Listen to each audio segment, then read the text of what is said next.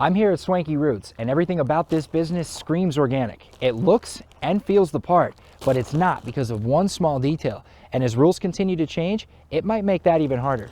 The key is that we have to have air constantly being bubbled through the water. At Swanky Roots west of Billings, the face of farming looks a little different. Most produce farms don't include 1,200-gallon tanks of carp, but this farm is embracing a new approach to one of Montana's oldest industries. When we were starting and looking into organic certifications, it really came down to kind of like, what is the meaning behind the label? This farm isn't growing organic food, at least not by definition, but they know firsthand how new changes being rolled out by the USDA will affect organic farmers all across Montana. Starting this March, new rules will require labels to list every ingredient that qualifies as organic, as well as more rigorous on-site inspections of certified operations. It's not an easy process. Every time you change rules, it's a whole nother trying to relearn, or what do I have to do different? Evenson and her staff can't label their food as organic, believe it or not, because of the food they feed their fish. That food isn't organic, and the farm uses the waste from the fish to feed their plants. Regardless, she sells her produce to stores all across Billings, but misses out on potentially organic-only customer bases because of a small technicality. How do we define organic? Because we're still using good practices in here.